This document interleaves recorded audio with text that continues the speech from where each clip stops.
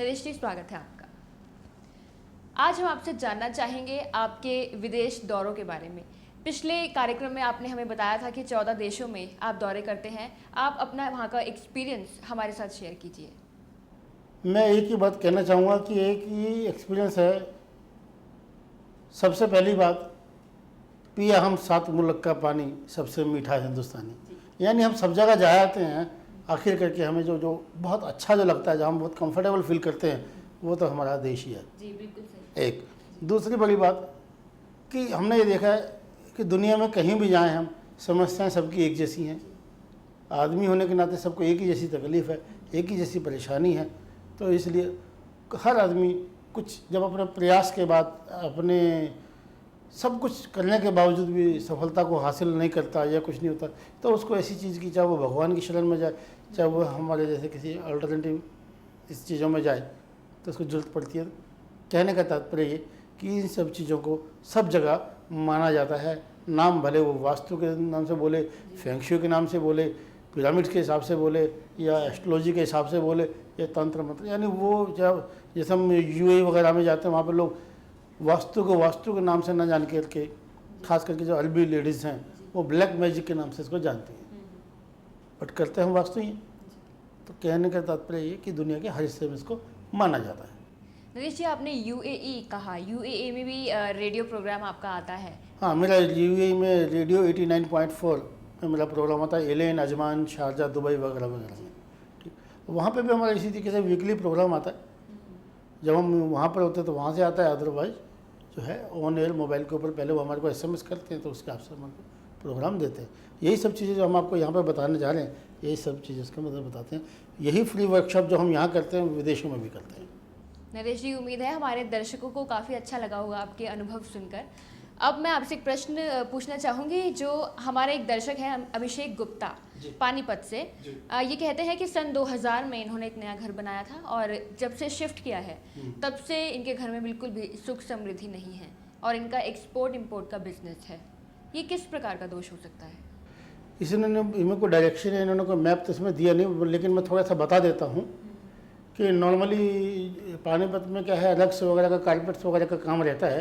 और वो लोग क्या करते हैं, आमतौर पे वो अपने घरों से इस काम को करते हैं, उसमें एक बेसमेंट वगैरह जरूर बना देते हैं। 80% घरों में देखा गया बेसमेंट बना देते हैं, और बेसमेंट के अंदर क्या है, उसमें कई बार वो ऑफिस रन कर रहे होते हैं।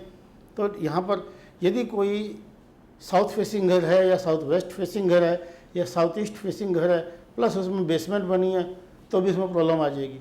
या आपके अंदर जो अंडरग्राउंड टैंक है, वो यदि वो ठीक से नहीं है, ठीक से का मतलब ये हुआ कि यदि वो नॉर्थ ईस्ट में नहीं है, या नॉर्थ में नहीं है, या ईस्ट में नहीं है, यदि इन 3 डायरेक्शन के अलावा कहीं और है, तो नेचुरली अलग अलग टाइप की परेशानी आएंगी, अलग अलग तरीके की दिक्कतें उसमें आएंगी। सबसे पहले हम बात करते हैं, यदि साउथ ईस्ट में यदि मान लीजिए किसी का अंडरग्राउंड टैंक है या बोरिंग है, वहाँ पर जितना भी कमाया हुआ धन है गड्ढे में गया, ड्रेन हो गया, बह गया। कमाया हुआ, कमाएगा तो अलग बात है, कमाएगा तो है ही नहीं, जो कमा रखा है, जो ऑलरेडी उसका अपनी पूंजी है, वो भी वो धीरे धीरे खत्म हो जाती है, या वहाँ पे आग लगने का डर हो जाता है, या आग लग जाती है, या चोरी हो जाती है, या चोरी होने का भय लगा रहता है। चोरी हो जाए ना, उसको डर लगा रहेगा, अविश्वास रहेगा अपने स्टाफ के ऊपर, अपने काम करने वालों के ऊपर। जिसको वो चौकीदारी पर रख रहा है उसी पर शक करेगा, यानी चौकीदार की चौकीदारी उसको करनी पड़ती है। जी बिल्कुल सही बात है। तो वो भी जो है एक तरीके की गड़बड़ी ये इससे आती है। दूसरी बात यह है कि मान लीजिए कि वो अंडरग्राउंड टैंक वो है साउथ में है, तो वहाँ पर हेड ऑफ द जो मालिक है, जो डिपार्टमेंट है, या वहाँ पे सीनियर मैनेजर है, वो जो कुछ भी है, या वो घर है, तो वहाँ पे परेशानी आई। यदि साउथ वेस्ट में है, जो भी उसमें जो मेन रिस्पॉन्सिबल है, यानी सीधे सीधे जो मालिक है, उसको दिक्कत आती है। मान लीजिए कि ठीक इसके अपोजिट, यानी नॉर्थ में यदि उसका अंडरग्राउंड टैंक है या बोरिंग है, तो यकीन मानिए कि वहाँ पे आधे दोष तो वैसे ही खत्म हो गए। यदि वो नॉर्थ ईस्ट में है तो और ज़्यादा अच्छा रहेगा, ईस्ट में है तो नेम एंड फेम रहेगा। जहाँ तक इनकी बात है कि ये क्या क्या दोष हो सकते हैं, एक बात के अंदर बताना तो बड़ा मुश्किल था। इनको सीधी सीधी मैं बता सकता हूँ कि ये 3 डायरेक्शन आप इसमें ध्यान रखिए। नॉर्थ ईस्ट वो कटा हुआ नहीं हो, साउथ वेस्ट वो कटा हुआ ना हो, आपका जो है अंडरग्राउंड टैंक या ओवरहेड टैंक। अंडरग्राउंड टैंक जो है आपको मैंने बताया 3 दिशा में, नॉर्थ ईस्ट, ईस्ट नॉर्थ में हो सकता है।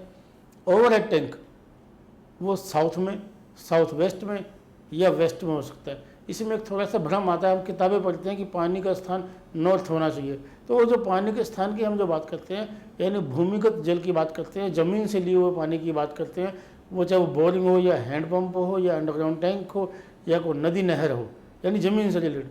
ये अब क्या है, हम पानी को स्टोर करते हैं टैंक के अंदर, तो उसके लिए हम इसको वाटर एलिमेंट ना मानते हुए उसको वेट मानते हैं, वजन मानते हैं। तो वो कहाँ पर होगा, साउथ में, साउथ वेस्ट में या वेस्ट में। अब सपोज मान लीजिए वो टंकी आपने गलत दिशा में लगा दी, आपने नॉर्थ ईस्ट में लगा दी, तो वहाँ पे तनाव रहेगा। यदि आपने वो नॉर्थ वेस्ट में लगा दी तो आपको अपॉर्चुनिटी नहीं आएगी, आपको सुअवसर ही नहीं प्राप्त होंगे। आपको जो कंसाइनमेंट है, जो आप इंपोर्ट करते हैं या इंपोर्ट करते हैं, जो भी कुछ है, उसको आपको लगेगा कि इसमें 10 लाख रुपए का फ़ायदा हो जाएगा, बट वो फ़ायदा होते होते तक आपको पता लगता है कि वो फ़ायदा 1 लाख रुपये का ही रहेगा या 1 लाख रुपये हमें नुकसान दे करके चला गया। पता ही नहीं लगेगा, आपको कैलकुलेट ही नहीं कर पाएंगे कि वजह ही नहीं पता लगेगी, आपको उसका रीज़न नहीं मालूम होगा। नरेश जी, इन डायरेक्शंस के अलावा जो आपने अभी हमें बताए हैं, नया घर खरीदते वक्त भी लोग ध्यान में रखते हैं कि हमें विंड चाइम या लाफिंग बुद्धा लगाना चाहिए। ये कहाँ तक महत्व रखते हैं? ये जो बात है ये सीधे सीधे वास्तु की ना हो करके फेंग शुई की है। Laughing Buddha, wind chime, bamboo trees, ठीक, और ये जो चीज़ें हम कहते हैं ना, पाकुआ, बागुआ, ये सब चीज़ें जो हैं फेंग शुई की ही चीज़ें हैं। अब इसके अलग अलग सिस्टम है। मैं ये बताना चाहता हूँ कि फेंग शुई केवल इतनी बात पर कंप्लीट नहीं हो जाता। पहली बात तो जो हम गैजेट लगा रहे हैं वो एनर्जाइज्ड होना जरूरी है, प्रोग्राम्ड होना जरूरी है, आम भाषा में जिसको बोलते हैं कि सिद्ध होना जरूरी है। दूसरा समझाना चाहता हूँ कि हम जब हलवाई की दुकान पर जाते हैं तो हम कहते हैं बूंदी दे दीजिए, लेकिन जब वही बूंदी जब मंदिर से लेते हैं तो हम बोलते हैं प्रसाद दे दीजिए। तो वो एक प्रोसेस है बूंदी से प्रसाद बनने तक का।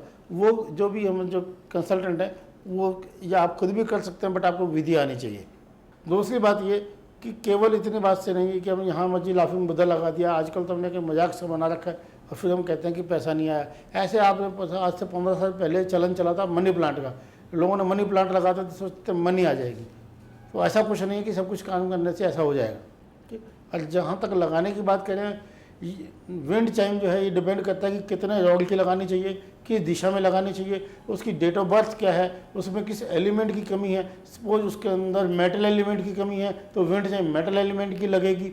यदि उसमें अर्थ एलिमेंट की कमी है तो सिरामिक की लगेगी। यदि वुड एलिमेंट की कमी है तो बैम्बूज की लकड़ी की विंड चाइम्स लगेंगी। लेकिन फिर भी मैं कॉमन बताता हूँ कि यदि आपका घर नॉर्थ ईस्ट या नॉर्थ फेसिंग है तो आप मेटल की कोई भी विंड चाइम लगा लीजिए। ध्यान रहे कि वो 4 रॉड की नहीं होनी चाहिए। फेंग शुई के अंदर फ़ोन नंबर क्लिक नंबर रहता है, और अपने अगर एस्ट्रोलॉजिकल जाएँ तो उसका वो राहु का नंबर रहता है। नरेश जी, हमें पूरा विश्वास है कि हमारे दर्शकों को इन जानकारियों से काफ़ी लाभ मिलेगा। आपका स्टूडियो में आने के लिए धन्यवाद। दर्शकों, उम्मीद है कि काफ़ी लाभदायक सिद्ध होंगी ये बातें आपके लिए, चाहे आपका गृह प्रवेश हो या विंड चाइम की बात हो या लाफिंग बुद्धा की बात हो, सब कुछ आपके लिए बहुत मायने रखती हैं। तो आज के लिए इतना ही। फिलहाल दीजिए इजाज़त, अगली बार लौटेंगे किसी नए विषय के साथ। नमस्कार।